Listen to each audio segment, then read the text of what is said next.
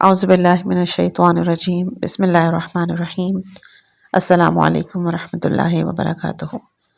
आप सुन रहे हैं अज़ीम इस्लामी मुफ़क्किर और मुफ़स्सिर क़ुरान आयतुल्लाह नासिर मकारिम शिराज़ी की मौसिर और फ़िक्र अंदेज़ किताब खुदा शनासी का ऑडियो बुक, एक फ़िक्री सफ़र, एक रूहानी दावत। किताब को शुरू करने से पहले जो आपको स्क्रीनशॉट पे कमेंट नज़र आ रहा है, मैं उनका शुक्रिया अदा करना चाहूँगी। उन्होंने गुजारिश की थी कि किताब कोई भी इश्क़ इलाही या फिर मार्फत तौहीद के हवाले से अपलोड कीजिए। काफ़ी सर्च के बाद मुझे जो किताब मिली है उसका नाम है खुदा शनासी, कि इंशाअल्लाह कि इसमें हम लोग काफ़ी हद तक खुदा से मोहब्बत और खुदा की मार्फत के हवाले से चीज़ों को समझ सकेंगे। इस किताब को मौलिफ़ ने 5 हिस्सों में बाँटा है, जिसका पहला हिस्सा है खुदा की तलाश, जिसमें की पॉइंट्स हैं खालिक़ कायनात की मार्फत हासिल करने के लिए हम क्यों गौर व फ़िक्र करते हैं, इल्म हासिल करने का इश्क, शुक्रगुज़ारी का एहसास और इस मसले से हमारे नफ़ा और नुकसान का ताल्लुक़। तो चलते हैं किताब के हिस्सों की तरफ। खालिक़ कायनात की मार्फत हासिल करने के लिए हम क्यों गौर व फ़िक्र करते हैं। इस वसीअ अरीज़ कायनात के बारे में जानते और इससे वाक़फ़ियत हासिल करने का शौक़ हम सब के दिल में होता है। यकीनन हम सब जानना चाहते हैं कि दिलफरेब सितारों से भरा ये बुलंद व बाला आसमान, दिलकश मनाजिर से भरी पड़ी ये वसी सरज़मीन, ये रंग बिरंगी मखलूक़ात, खूबसूरत परिंदे, अनवा व अक़साम की मछलियाँ, दरिया, प्यार से प्यारे फूल, कलियाँ, पेड़ पौधे, ये सब खुद ब खुद वजूद में आ गए हैं या ये अजीब व गरीब नक्शो निगार किसी माहिर नक्काश के ज़रिए खींचे गए हैं। इसके अलावा पहला सवाल कि जो हम सबके जहनों में उभरता है वो ये है कि हम कहाँ से आए हैं, कहाँ हैं और कहाँ जा रहे हैं।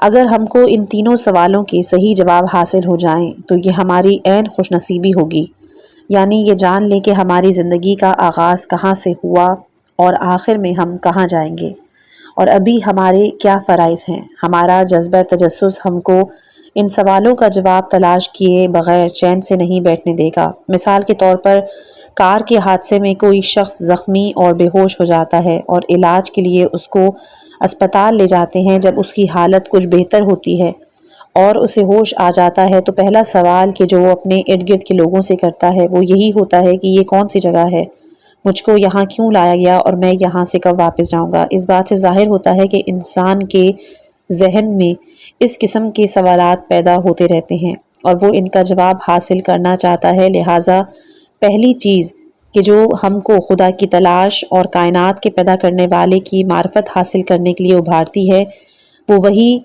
हमारी तिश्ना रूह और जुस्तजू का जज्बा है। दूसरा, शुक्रगुजारी का एहसास। फ़र्ज़ कीजिए कि आपको एक दावत में मदऊ किया जाता है और आपकी पज़ीराई के लिए पूरा एहतमाम किया गया है, लेकिन चूँकि आप अपने बड़े भाई के हमरा कि जिनके ज़रिए आपको मदऊ किया गया इस दावत में जाते हैं, लिहाजा अपने मेज़बान से वाकिफ़ नहीं। इस दिलपज़ीर महफ़िल में आने के बाद यकीनन आपकी पहली ख्वाहिश यही होगी कि अपने मेज़बान से वाक़फ़ियत हासिल करें और उसका शुक्रिया अदा करें।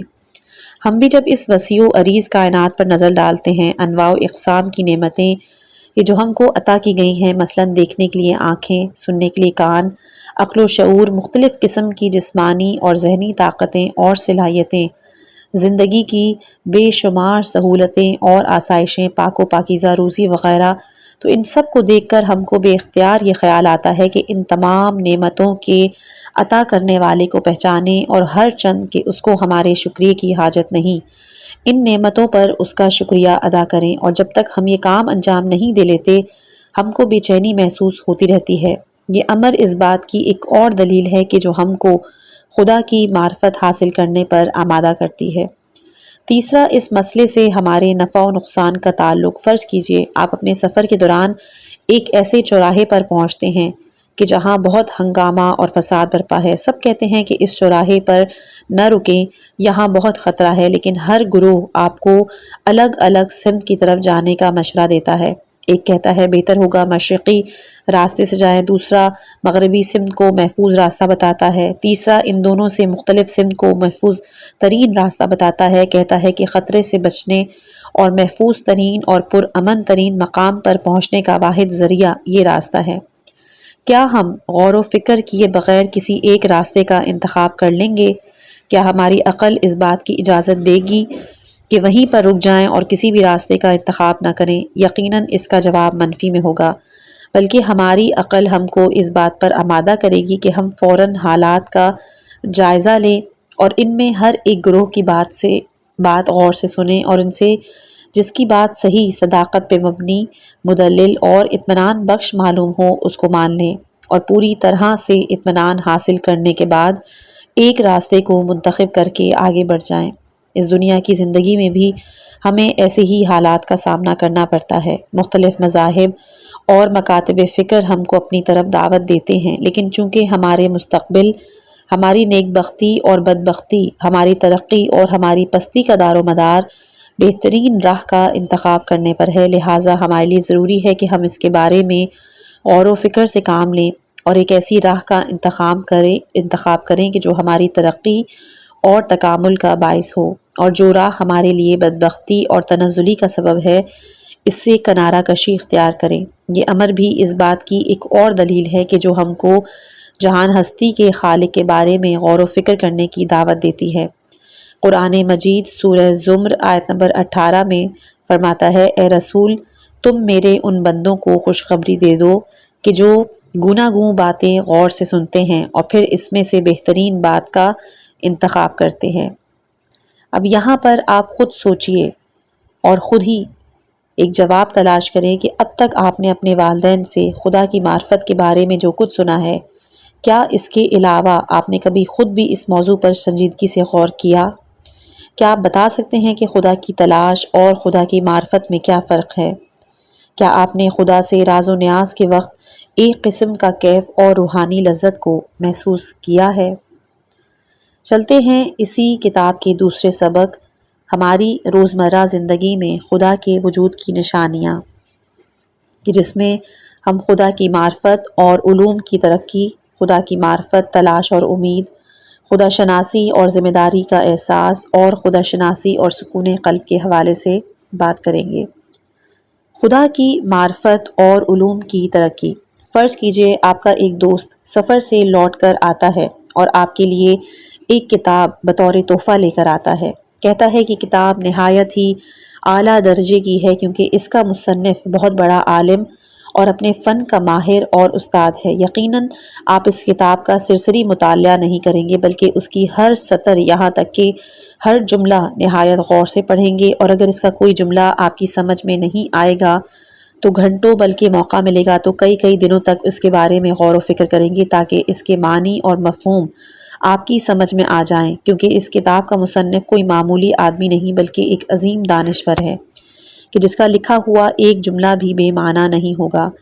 لیکن اس کے برعکس اگر کہا جائے کہ یہ کتاب ممکن ہے بظاہر بہت پرکشش اور جاذب نظر ہو، لیکن اس کے مصنف کی علمی استعداد کم ہے اور وہ کوئی اعلیٰ علمی مقام نہیں رکھتا، اس کی تصنیف میں کوئی جان نہیں، تو ایسی حالت میں ظاہر ہے آپ کی کتاب پر فقط سرسری نظر ڈالیں گے اور جہاں مفہوم واضح نہیں ہوگا آپ سوچیں گے کہ یہ مصنف کی کم علمی کے سبب ہے اور اس کتاب کا مطالعہ کرنا وقت کا ضائع کرنا ہے۔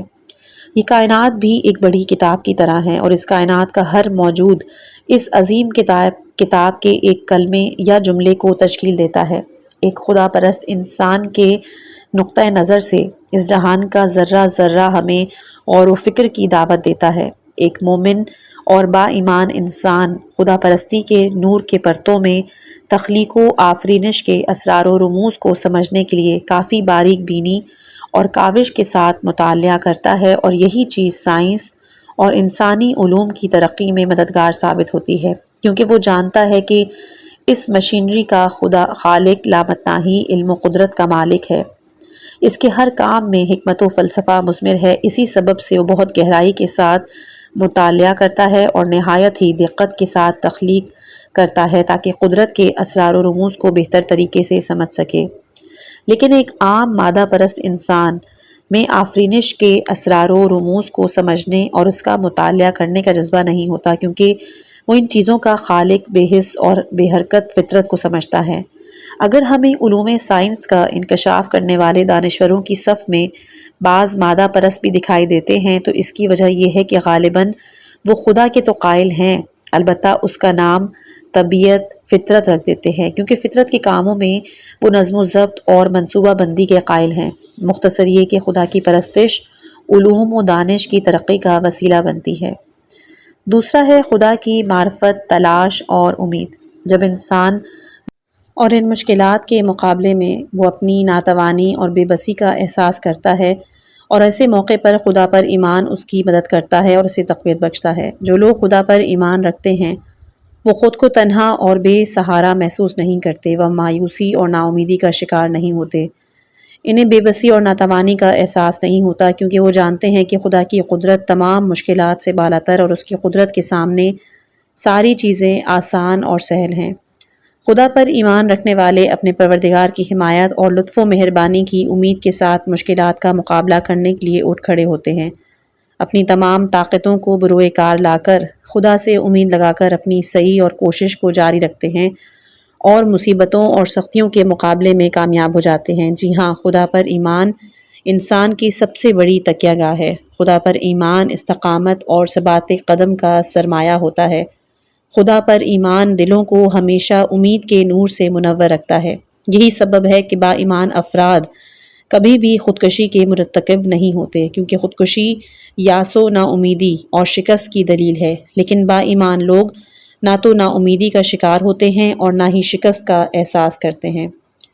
تیسرا ہے خدا شناسی اور ذمہ داری کا احساس۔ ہم ایسے طبیبوں سے واقف ہیں کہ جب ان کے پاس کوئی تنگ دست مریض آتا ہے تو نہ صرف یہ کہ اپنی فیس نہیں لیتے بلکہ اس کو دوا کے لیے پیسے بھی دے دیتے ہیں، اور اگر مریض کی حالت نازک ہوئی تو اس کے چھوٹے سے مکان میں رات بھر اس کے سرہانے بیٹھے رہتے ہیں۔ ایسے لوگ خدا پرست اور با ایمان ہوتے ہیں، لیکن ہم ایسے طبیبوں کو بھی جانتے ہیں کہ جو پیسے لیے بغیر بیمار پر ایک نظر ڈالنا بھی پسند نہیں کرتے، کیونکہ ان کا ایمان با ایمان انسان کسی بھی پیشے سے منسلک ہو اپنی ذمہ داری کو محسوس کرتا ہے، وہ فرض شناس ہوتا ہے، نیک اور عفو درگزر کرنے والا ہوتا ہے۔ وہ ہمیشہ محسوس کرتا ہے کہ اس کی جان اور بدن کے اندر ایک مانوی نگران موجود ہے کہ جو ہر وقت اس کے کاموں کی نگرانی کرتا رہتا ہے۔ لیکن غیر مومن افراد خود پسند، خود غرض اور خطرناک ہوتے ہیں، اور وہ اپنی کسی بھی قسم کی ذمہ داری محسوس نہیں کرتے۔ ظلم و ستم اور دوسروں کی حق تلفی کرنا ان کے لیے معمولی بات ہے، وہ نیک کام کرنے کے لیے بہت کم تیار ہوتے ہیں۔ چوتھا ہے خدا شناسی اور سکون قلب۔ علم نفسیات کے ماہروں کا کہنا ہے کہ موجودہ زمانے میں نفسیاتی بیماریاں اور ذہنی پریشانیاں پہلے سے زیادہ بڑھ گئی ہیں۔ وہ یہ بھی کہتے ہیں کہ اس بیماری کا ایک سبب تشویش اور پریشانی ہے، مستقبل کی فکر، موت کی فکر، جنگ سے تشویش، فقر و شکست کی تشویش۔ وہ مزید کہتے ہیں کہ انسان کی روح سے پریشانیوں اور خوف کو جن چیزوں کے ذریعے دور کیا جا سکتا ہے وہ خدا پر ایمان ہے، کیونکہ جب پریشانیاں اور فکریں پیدا کرنے والے عوامل چاہتے ہیں کہ انسان کی روح پر اثر انداز ہوں، تو یہ خدا پر ایمان ہی ہے کہ جو ان عوامل کو پیچھے دھکیل دیتا ہے۔ وہ خدا کو کہ جو مہربان ہے، وہ خدا کہ جو روزی عطا کرنے والا، وہ خدا کہ جو اپنے بندوں کے حالات جب اللہ کے بندے اس سے لو لگاتے ہیں تو وہ ان کی مدد کرتا ہے اور ان کو پریشانیوں سے نجات دلاتا ہے۔ یہی وجہ ہے کہ سچے مومن ہمیشہ سکون و اطمینان محسوس کرتے ہیں اور ان کو کبھی ذہنی طور پر کوئی پریشانی لاحق نہیں ہوئی، کیونکہ ان کا ہر کام خدا کے لیے ہوتا ہے۔ اگر نقصان بھی ہو جائے تو اس کی تلافی کے لیے بھی اسی کا آسرا ڈھونڈتے ہیں، یہاں تک کہ میدان جنگ میں بھی ان کے ہونٹوں پر مسکراہٹ کھیلتی رہتی ہے۔ قرآن مجید سورہ انعام آیت نمبر 83 میں فرماتا ہے کہ جو لوگ ایمان لے آئے انہوں نے اپنے ایمان کو ظلم و شرک سے آلودہ نہیں کیا، انہیں لوگوں کے لیے امن و اطمینان ہے۔ اب یہاں پر آپ غور کیجئے اور ان سوالوں کے جواب دیجئے۔ کیا گزشتہ تاریخ میں آپ کو کوئی ایسا واقعہ یاد ہے کہ جس سے اوپر جن ایمان افروز باتوں کا ذکر کیا گیا ہے اس پہ روشنی پڑتی ہو؟ یا کیا آپ جانتے ہیں کہ بعض افراد کے جو خدا پر عقیدے کا دعویٰ کرتے ہیں، غیر اخلاقی حرکتیں کرتے ہیں، ان میں مندرجہ بالا 4 خصوصیات کیوں نہیں پائی جاتی؟ تیسرا سبق ہمارا ہوگا خدا کی معرفت کے دو واضح اور آسان طریقے، جس میں اندرونی راستہ اس کو بیان کیا جائے گا۔ خدا کی معرفت کے دو واضح اور آسان طریقے۔ خدا کی معرفت کے موضوع پر بہت قدیم زمانے سے آج تک متعدد کتابیں لکھی جا چکی ہیں اور دانشوروں کے درمیان ان بحث و مباحثے ہوئے ہیں۔ ہر ایک نے اس حقیقت کو سمجھنے کے لیے ایک مخصوص راستہ اختیار کیا ہے، لیکن ان تمام راستوں میں سے بہترین راہ کہ جس کے ذریعے جہان ہستی کے اس عظیم خالق کے نزدیک جلدی پہنچا جا سکتا ہے، وہ دو ہیں۔ پہلا ہے اندرونی راستہ کہ جو سب سے قریبی راستہ ہے، اور دوسرا ہے بیرونی راستہ جو سب سے واضح راستہ ہے۔ اول ذکر طریقے میں ہم اپنے دل کی گہرائیوں میں جھانک کر دیکھتے ہیں اور روح کی گہرائیوں میں توحید کی آواز کو سنتے ہیں۔ مؤخر ذکر طریقے میں ہم اس وسیع و عریض کائنات کی مخلوقات پر نظر ڈالتے ہیں اور تمام موجودات کی پیشانی پر اور ذرے ذرے کے دل میں خدا کی نشانیوں کے جلوے دیکھتے ہیں۔ ان دونوں راستوں سے متعلق بحث بہت طولانی ہے، لیکن ہماری کوشش یہی ہے کہ ایک مختصر بحث کے ذریعے ان دونوں راستوں کا اجمالی طور پر جائزہ لیں۔ پہلا ہے اندرونی راستہ، تو آئیے اس موضوع پر غور کرتے ہیں۔ دانشوروں کا کہنا ہے کہ ہر انسان کہ جس میں غور و فکر کرنے کی صلاحیت ہے، خواہ وہ کسی نسل یا کسی طبقے سے متعلق رکھتا ہو، اگر اس کو اس کے حال پر چھوڑ دیا جائے اور کوئی مخصوص تعلیم نہ دی جائے، یہاں تک کہ اس نے نہ تو خدا پرستوں کی بات سنی ہو اور نہ مادہ پرستوں کی باتیں سنی ہوں، پھر بھی وہ خود بخود ایک مقتدر اور توانا طاقت کا احساس کرے گا کہ جو اس مادی دنیا سے بالا و برتر اور جس کی ساری کائنات پر حکمرانی ہے، وہ اپنی جان و روح کی گہرائیوں اور قلب کے تمام گوشوں میں محسوس کرے گا ایک لطیف و مہربان آواز جو کہ نہایت ہی واضح اور محکم بھی ہے، اس کو علم و قدرت کے ایک عظیم مبدع کی جانب کہ جس کو ہم خدا کہتے ہیں بلا رہی ہے۔ یہ وہی انسانی فطرت کی پاک و پاکیزہ آواز ہے۔ دوسرا یہ کہ ممکن ہے انسان مادی دنیا کے ہنگامہ آرائیوں اور زندگی کی چمک دمک میں اتنا مگن ہو جائے کہ وقتی طور پر اس آواز کو سننے سے غافل ہو جائے، لیکن جس وقت وہ اپنے آپ کو مشکلات اور پریشانیوں میں گھرا پاتا ہے، جس وقت آسمانی بلائیں مثلاً سیلاب، زلزلے، طوفان یا جب خطرناک اور ناسازگار موسم میں اس کا ہوائی جہاز گر جاتا ہے اور ہیجان انگیز لمحات اس پر حملہ آور ہوتے ہیں، جی ہاں، ایسے وقت میں جبکہ مشکلات پر قابو پانے کے لیے تمام مادی راستے مسدود ہو جاتے ہیں، اسے کوئی جائے پناہ نظر نہیں آتی، اس وقت اس کی روح کی گہرائیوں میں یہ آواز ابھرتی ہے اور وہ محسوس کرتا ہے کہ اس کے وجود کے اندر سے ایک قسم کی طاقت اس کو اپنی طرف بلا رہی ہے، ایک ایسی طاقت کی جو تمام طاقتوں سے برتر ہے، ایک پنہاں طاقت کی جس کے سامنے تمام مشکلات بہت آسان اور سہل ہیں۔ ایسے لوگ آپ کو بہت ملیں گے جنہیں کٹھن وقت میں بھی بے اختیار خدا کی یاد نہ آئے۔ یہی چیز اس امر کی نشاندہی کرتی ہے کہ ہم اس لیے کس قدر نزدیک ہیں، ہم اس کے کس قدر نزدیک ہیں اور وہ ہمارے کس قدر نزدیک ہے، وہ ہماری جان و روح میں سمایا ہوا ہے۔ فطرت کی یہ آواز انسان کی روح میں ہمیشہ پنہاں رہتی ہے، البتہ ایسے لمحات میں زیادہ قوت حاصل کر لیتی ہے۔ تیسرا، تاریخ کا مطالعہ بتاتا ہے کہ ایسے طاقتور افراد کے جو عام حالات میں اور عیش و آرام کے وقت خدا کا نام تک لینا گوارا نہیں کرتے، لیکن جس وقت ان کی طاقت کی بنیادیں متزلزل ہونے لگتی ہیں اور موت سامنے منڈلانے لگتی ہے، اس وقت عظیم ہستی کے سامنے دستے سوال دراز کرتے ہیں اور فطرت کی آواز انہیں اچھی طرح سنائی دینے لگتی ہے۔ تاریخ بتاتی ہے کہ جس وقت فرعون نے اپنی کشتی حیات کو دریا کی بپھری ہوئی موجوں میں گھرا ہوا پایا، دیکھا کہ وہی پانی کہ جو اس کی زندگی اور اس کے زیر تسلط ملک کی آبادی کا سرمایہ اور اس کی مادی زندگی کی تمام طاقتوں کا سرچشمہ تھا، اب اس کی موت کا پیام بن کر آیا ہے اور چند چھوٹی چھوٹی لہروں نے اس کو مجبور اور لاچار کر دیا ہے، ہر طرف سے نجات کی امید منقطع ہو چکی ہے۔ تو اس نے نعرہ بلند کیا، اب میں اعتراف کرتا ہوں کہ موسیٰ کے بزرگ خدا کے علاوہ اور کوئی معبود نہیں۔ دراصل یہ آواز اس کی جان اور روح کے اندر سے ابھری تھی۔ نہ صرف فرعون بلکہ اس کی طرح کے دوسرے لوگ بھی اس آواز کو سنتے ہیں۔ چوتھا یہ کہ خود آپ اگر اپنے دل کی گہرائیوں میں جھانک کر دیکھیں تو اس بات کی تصدیق کریں گے کہ اس میں ایک نور چمک رہا ہے، آپ کو خدا کی جانب بلا رہا ہے۔ شاید آپ کی زندگی میں بارہا ایسے نازک مواقع آئے ہوں کہ جب مشکلات سے نجات حاصل کرنے کے لیے ہر طرف سے مادی راستے بند ہو گئے ہوں، ان لمحات میں یقیناً آپ کو اس حقیقت کا احساس ہوا ہوگا کہ اس عالم ہستی میں ایک ایسی قادر مطلق طاقت موجود ہے کہ جو ان مشکلات کو آسانی سے حل کر سکتی ہے۔ ایسے لمحات میں اس مبدا کے عشق سے مملو امید کی ایک کرن نظر آتی ہے کہ جو یاس و نا امیدی کے تیرہ و تاریک بادلوں کو آپ کے قلب کے اوپر سے صاف کر دیتی ہے۔ جی ہاں، یہ نزدیک ترین راستہ ہے کہ جس کے ذریعے ہر شخص اس جہان ہستی کے مبدا و خالق تک پہنچ سکتا ہے۔ یہاں پر صرف ایک سوال، ہم جانتے ہیں کہ ممکن ہے آپ میں سے بعض کے دلوں میں یہ سوال پیدا ہو کہ آیا اس بات کا امکان نہیں کہ ہم نے جس ماحول میں پرورش پائی، اپنے ماں باپ سے ہمیں جو تعلیم ملی اور جن کے زیر اثر حساس موقعوں پر ہمارے دل میں خیال آتا ہے اور خدا کے آگے دستے حاجت دراز کر، اور ہمارے پاس اس کا مدلل اور دلچسپ جواب بھی موجود ہے کہ جسے ہم آئندہ اسباق میں پیش کریں گے۔ سورہ عنکبوت آیت نمبر 65 میں قرآن مجید میں فرماتا ہے کہ جس وقت یہ لوگ کشتی میں سوار ہوتے ہیں اور دیو پیکر موجیں اور طوفان کے تھپیڑے ان کو موت کا پیغام دیتے ہیں تو نہایت خلوص سے اسی کی عبادت کرنے والے بن کر خدا سے دعا کرتے ہیں۔ پھر جب خداوند عالم انہیں نجات دلا کر خشکی میں پہنچا دیتا ہے تو اسے فراموش کر کے شرک کرنے لگتے ہیں۔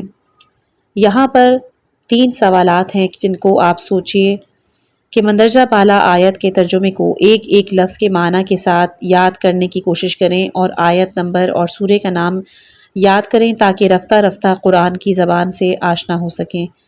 دوسرا کہ کیا کبھی آپ کی زندگی میں ایسا کوئی حادثہ رونما ہوا کہ جب آپ کی امید ہر طرف سے منقطع ہو چکی ہو اور صرف خداوند عالم کے لطف و مہربانی کا آسرا باقی رہ گیا ہو؟ اسی طرح اس راستے کو نزدیک ترین راستہ کیوں کہا گیا ہے؟ چوتھا سبق ہے ایک اہم سوال کا جواب۔ سوال یہ ہے گزشتہ اسباق میں ہم یہاں تک پہنچے تھے کہ توحید اور خدا کی پرستش کی ایک آواز ہم ہمیشہ اپنے دل اور روح کی گہرائیوں سے سنتے ہیں۔ خاص طور پر مشکلات اور پریشانیوں کے وقت یہ آواز اور زیادہ تیز اور قوی ہو جاتی ہے۔ ایسے موقع پر ہمیں بے اختیار خدا کی یاد آتی ہے اور ہم اس کی لازوال طاقت اور بے پایاں لطف و کرم سے مدد مانگتے ہیں۔ یہاں پر ایک سوال پیدا ہو سکتا ہے کہ یہ اندرونی آواز کہ جس کو ہم ایک فطری آواز کہہ سکتے ہیں، ممکن ہے یہ آواز ہم کو اپنے معاشرے اور اپنے اسکول کے ماحول، اپنے ماں باپ کی تعلیم و تربیت کے اثرات کی وجہ سے سنائی دیتی ہو اور ہمیں ایک طرف سے اس کی عادت سی پڑ گئی ہو؟ تو اس کا جواب ہے کہ اس شک اور شبے کا جواب ہم ایک چھوٹی سی تمہید کے ذریعے دیں گے۔ عادات اور رسومات ناپائیدار چیزیں ہیں اور اس میں تغیرات اور تبدیلیاں پیدا ہوتی رہتی ہیں، یعنی کوئی عادت اور رسم و رواج ہم اس طرح کے نہیں دیکھتے جو کہ پوری انسانی تاریخ میں تمام اقوام اور ملل کے درمیان ایک ہی شکل میں اور ایک ہی حالت میں باقی رہ گئی ہوں۔ کہیں آج کوئی عادت اور رسم رائج ہے تو ممکن ہے کہ کل اس میں تبدیلی پیدا ہو جائے۔ اسی لیے ایک قوم کی عادت اور رسومات دوسری قوموں میں نہیں پائی جاتی۔ اسی بنا پر اگر زیر بحث موضوع یعنی خدا کے وجود کا اقرار اور اس کی پرستش کا جذبے کا جائزہ لیں تو دیکھیں گے کہ یہ چیز بلا امتیاز تمام ملتوں اور قوموں میں اور ہر دور اور ہر زمانے میں موجود رہی ہے، کہ جو اس بات کا واضح ثبوت ہے کہ اس کی جڑیں فطری ہیں اور انسان کی جان اور روح میں مضبوطی سے پیوست ہیں۔ مثال کے طور پر اولاد سے ماں باپ کی محبت کسی نصیحت، تبلیغ یا عادت اور رسم کی بنا پر نہیں ہوتی، کیونکہ کسی بھی قوم اور ملت میں کسی بھی زمانے میں یہ نہیں دیکھا گیا کہ کوئی ماں اپنی اولاد سے محبت نہ کرتی ہو اور اس پر مہربان نہ ہو۔ البتہ اس بات کا امکان ہے کہ کسی نفسیاتی مرض کے سبب ماں کی محبت زائل ہو جائے یا پھر زمانہ جاہلیت میں غلط اور منحرف کرنے والے افکار کے زیر اثر بعض باپ اپنی بیٹیوں کو زندہ دفن کر دیتے تھے، لیکن ایسے حالات شاد و نادر اور وقتی ہوتے ہیں کہ جو بہت سرعت کے ساتھ ختم ہو گئے اور اپنی اصلی حالت میں یعنی اولاد سے عشق و محبت کی شکل میں ظاہر ہونے لگے۔ اس تمہید کی روشنی میں گزشتہ اور موجودہ زمانے کے انسان میں خدا کی پرستش کے مسئلے پر نظر ڈالتے ہیں۔ یہ سبق چونکہ کچھ پیچیدہ ہے لہٰذا زیادہ توجہ دیجیے گا۔ پہلا کہ سماجی امور کے ماہرین اور بڑے بڑے مورخوں کی تصدیق کے مطابق ہم نے کسی بھی دور کسی بھی زمانے میں یہ نہیں دیکھا کہ انسانوں کے درمیان مذہب اور مذہبی رجحان کا وجود نہ رہا ہو، بلکہ ہر دور ہر زمانے میں دنیا کے گوشے گوشے میں کسی نہ کسی شکل میں مذہب کا وجود رہا ہے۔ یہ چیز بذات خود اس بات کی واضح دلیل ہے کہ خدا کی پرستش کا تعلق انسان کی فطرت اور روح سے ہے، نہ کہ نصیحت، رسم و رواج یا پھر عادت کا نتیجہ، کیونکہ اگر یہ محض رسم و رواج یا نصیحت و تبلیغ کا نتیجہ ہوتی تو اس قدر عام اور جاودانی شکل میں نظر نہ آتی۔ یہاں تک کہ ہمارے پاس ایسے بھی قرائن موجود ہیں کہ جس سے پتہ چلتا ہے کہ تاریخ سے قبل کے دور میں جو قومیں موجود تھیں وہ بھی کسی نہ کسی شکل میں ایک مذہب کی پیرو تھیں۔ تاریخ سے قبل کا دور اس زمانے کو کہتے ہیں کہ جب رسم الخط ایجاد نہیں ہوا تھا کہ انسان اپنی یادگاروں کو تحریری شکل میں محفوظ کر سکتا۔ البتہ اس میں شک نہیں کہ چونکہ ابتدائی قوموں نے خدا کو ایک مافوق الفطرت ہستی کے طور پر نہیں پہچانا تھا، فطری موجودات اور مخلوقات میں اس کو تلاش کیا تھا، اور خدا کی تخلیق کردہ مخلوقات سے ہی اس نے اپنے لیے کچھ بت بنائے تھے، لیکن انسان نے اپنے ذہنی ارتقاء کے ساتھ ساتھ اور مادی چیزوں سے جو اپنے لیے بت تراش لیے تھے اس سے کنارہ کشی اختیار کر کے اس جہان مادی سے ماورا خداوند بزرگ و برتر کی قدرت و طاقت سے آشنا ہوا۔ دوسرا کہ جو کچھ بڑے بڑے ماہر نفسیات صاف صاف کہتے ہیں کہ آدمی کی روح میں دراصل 4 حصے یعنی سینسز پائی جاتی ہیں۔ پہلی سمجھنے کی حس کہ جو انسان کو علوم و دانش کے حصول کے لیے آمادہ کرتی ہے اور اس کی روح میں علم کی پیاس پیدا کرتی ہے، خواہ اس علم میں مادی منفعت ہو یا نہ ہو۔ دوسری نیکی کی حس کہ جو انسانیت کی دنیا میں اخلاق و انسانیت کا سرچشمہ ہے۔ تیسری ذوق لطیف کی حس کہ جس کے ذریعے شعر، ادب اور ہنر صحیح وجود میں آتے ہیں۔ چوتھی مذہبی حس کہ جو انسان کو خدا کی معرفت اور اس کے احکام کو انجام دینے کی دعوت دیتی ہے۔ اس طرح ہم دیکھتے ہیں کہ مذہبی حس انسانی روح کی اصل اور بنیادی چیز ہے، یعنی نہ کبھی اس سے الگ تھی اور نہ کبھی اس سے الگ ہوگی۔ تیسری چیز کہ آئندہ بحثوں میں ہم پڑھیں گے کہ خدا کے وجود کا انکار کرنے والے بہت سے مادہ پرست بھی خدا کے وجود کا کسی نہ کسی شکل میں اعتراف کرتے ہیں، اگرچہ زبان سے اس کا اقرار نہیں کرتے اور اس کو فطرت یا دوسرے ناموں سے پکارتے ہیں، لیکن فطرت کے لیے انہیں صفات کے قائل ہوتے ہیں کہ جو صفات خدا میں پائی جاتی ہیں۔ مثلاً کہتے ہیں کہ فطرت نے انسان کو 2 گردے اس لیے دیے ہیں کہ ممکن ہے کہ اس میں سے ایک گردہ کام کرنا بند کر دے تو دوسرا گردہ زندگی کی مشینری کو جاری رکھے، اسی قسم کی دوسری باتیں وغیرہ۔ لیکن کیا بے جان فطرت کے بس کی یہ بات ہو سکتی ہے؟ کیا یہ اس خداوند کی طرف اشارہ نہیں کہ جس کا علم و قدرت بے پناہ ہے، اگرچہ اس کا نام انہوں نے فطرت رکھ دیا ہے؟ اس بحث میں جو کچھ بیان کیا گیا اس سے یہ نتیجہ برآمد ہوتا ہے کہ خدا سے عشق ہمیشہ سے ہماری روح میں تھا اور رہے گا۔ خدا پر ایمان ایک ایسا جاودانی شعلہ ہے کہ جو ہمارے قلب اور روح کو گرم و روشن رکھتا ہے۔ خدا کو پہچاننے کے لیے ہم کو طویل راستے طے کرنے کی ضرورت نہیں، بلکہ اپنے وجود کی گہرائیوں میں جھانک کر دیکھیں تو اس میں ایمان کی چنگاریاں نظر آئیں گی۔ قرآن مجید سورہ قاف آیت نمبر 16 میں فرماتا ہے، اور ہم تو انسان سے اس کی شہرک سے بھی زیادہ قریب ہیں۔ سوچیں یہاں پر کہ انسانی عادت اور انسانی فطرت کے متعلق چند مثالیں۔ اسی طرح نادان لوگ بت پرستی کیوں کیا کرتے ہیں؟ اور تیسرا یہ کہ مادہ پرستوں نے خدا کا نام فطرت کیوں رکھ دیا ہے؟ اس کا 5واں جو سبق ہے وہ ایک سچی داستان پر ہے۔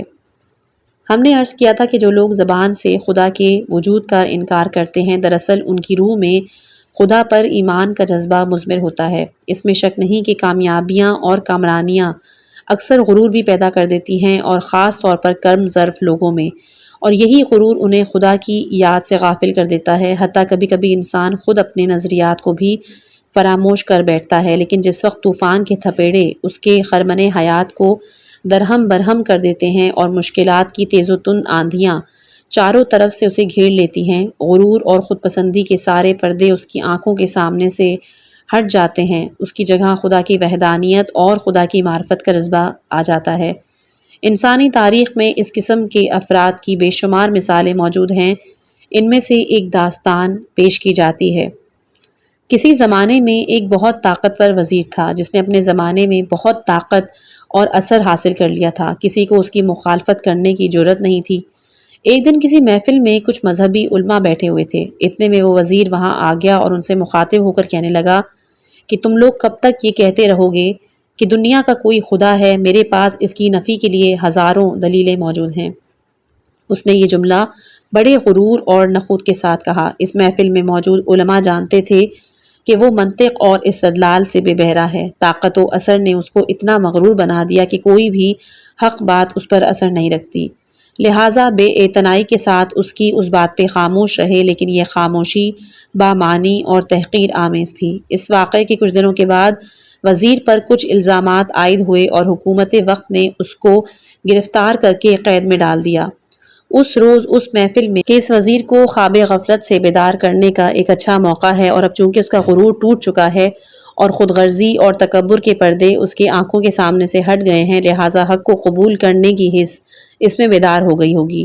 چنانچہ اگر اس وقت اسے نصیحت کی جائے تو ثمر بخش ثابت ہوگی، اور وہ عالم ملاقات کی اجازت لے کر وزیر سے ملنے قید خانے میں آیا۔ جب نزدیک پہنچا تو سلاخوں کے پیچھے سے اس نے دیکھا کہ وہ ایک تنہا کمرے میں ٹہل رہا ہے اور زیر لب کچھ اشعار گنگنا رہا ہے۔ اس نے جب غور سے سنا تو ایک مشہور اشعار پڑھ رہا تھا، جس کا ترجمہ ہے کہ ہم اس شعر کی تصویروں کی مانند ہیں کہ جنہیں جھنڈیوں پر بنا دیا گیا ہے۔ جس وقت کہ ہوا چلتی ہے اور اس میں حرکت ہوتی ہے تو گویا ایسے معلوم ہوتا ہے کہ حملہ کر رہے ہیں، لیکن در حقیقت خود ان کی کوئی حقیقت اور حیثیت نہیں ہوتی، اور یہ محض ہوا کی حرکت ہے کہ جو اس کو طاقت عطا کرتی ہے۔ ہم بھی خواہ کتنے بھی طاقتور ہو جائیں، ہماری اپنی کوئی حیثیت نہیں۔ وہ خدا کہ جس نے ہم کو یہ طاقت عطا کی ہے، جب بھی چاہے اسے ہم سے چھین سکتا ہے۔ مذکورہ عالم نے دیکھا کہ نہ صرف یہ کہ اب وہ خدا کا منکر نہیں رہا بلکہ ایک پرجوش خدا شناس بن چکا ہے۔ فوراً اس کے پاس جا کر احوال پرسی کی اور کہا، کیا آپ کو یاد ہے کہ ایک روز آپ نے کہا تھا کہ خدا کے وجود کی نفی کے لیے میرے پاس ہزاروں دلیلیں موجود ہیں؟